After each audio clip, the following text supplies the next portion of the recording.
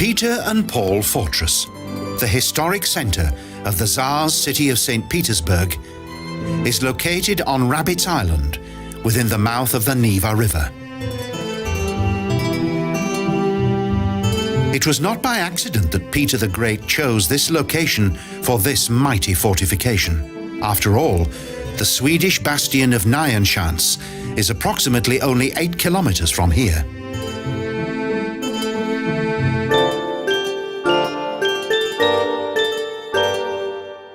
The Swedes attempted to cut Russia off from its strategically important access to the Baltic Sea.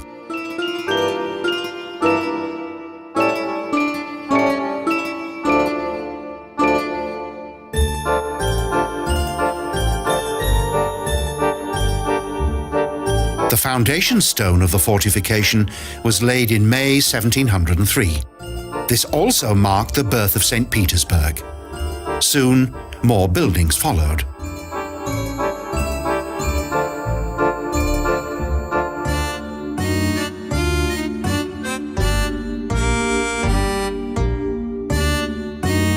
The slender gilded bell tower of the Peter and Paul Cathedral rises 122 meters into the Russian sky and is one of the city's most dominant landmarks.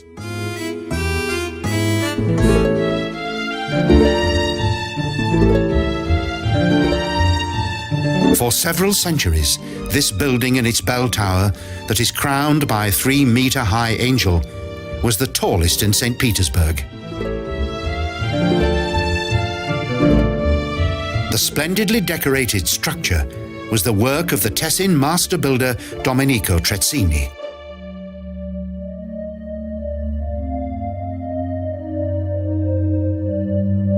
The cathedral was built between 1712 and 1733 and contains both Dutch and early Baroque building styles. Since Peter the Great, the building was used mainly as a place of burial for the Tsars.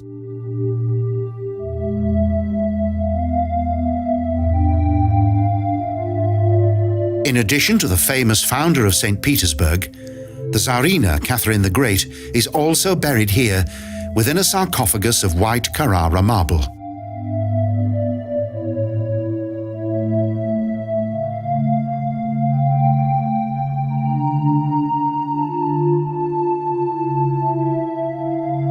In 1988, the solemn funeral of the last Russian Tsar Nikolaus II took place here.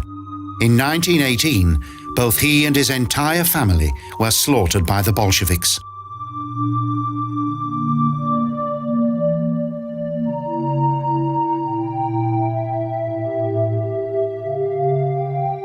The furnishings and ground plan of the cathedral are rather untypical of Russian Orthodox churches, because its hall-like interior is divided by columns into 3 naves.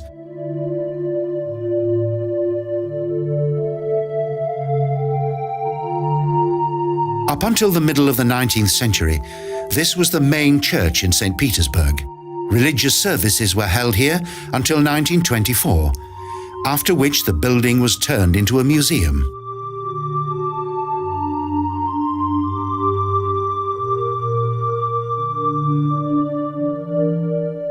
Numerous wall paintings and captured flags from the wars against the Swedes and the Osmanic Empire still decorate the splendid interior of the Peter and Paul Cathedral.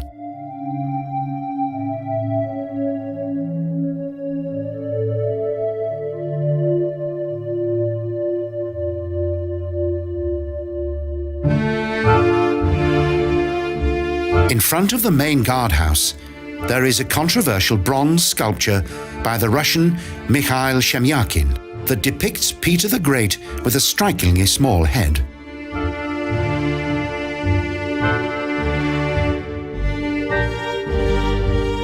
The former living quarters of the fort's commander also contained a courtroom. The trials of the rebellious decabrists were held within this building.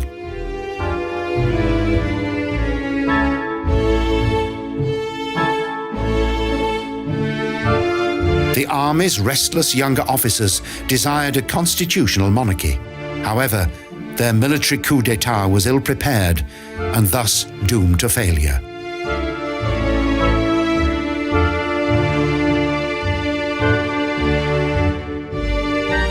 Peter and Paul fortress never saw battle and was later converted into a state prison. The participants of the December Revolt, which took place in 1825, were also imprisoned within its walls.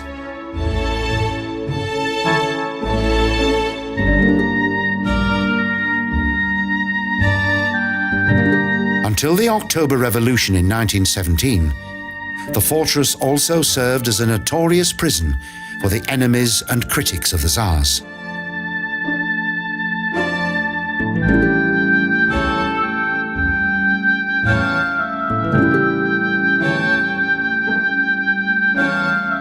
There is now an impressive museum within the Trubetskoy Bastion.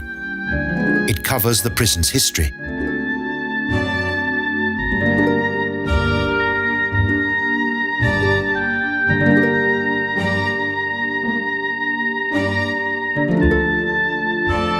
Famous personalities, such as the writer Fyodor Mikhailovich Dostoevsky, were imprisoned here prior to being sent to prison camps in Siberia.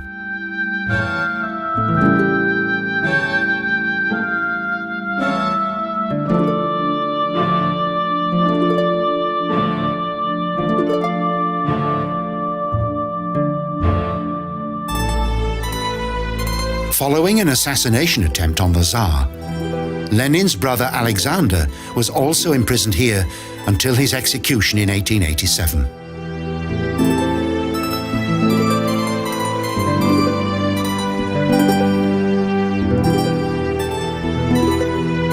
The mighty Neva Gate was frequently referred to as the Gate of Death.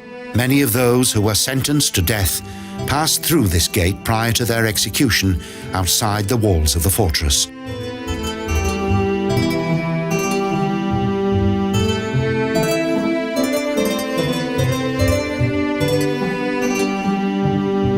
After more than 200 years, and during the Russian Revolution of 1917, the Peter and Paul fortress became involved in hostilities for the first time in its entire history.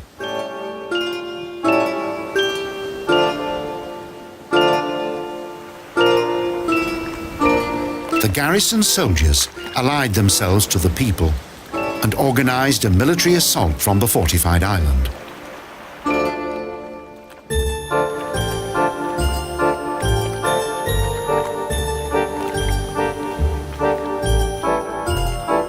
The former prison for the political enemies and adversaries of the Tsar now contributed to a major transformation of Russia's social conditions.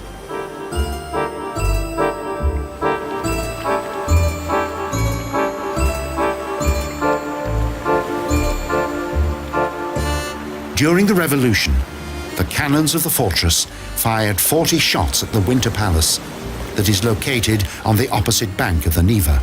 It was there that the provisional government once met.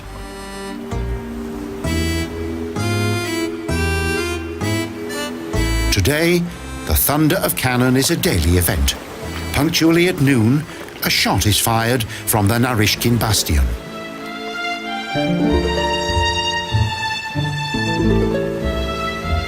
With this simple ceremony, due homage is paid to an age-old tradition of Peter the Great.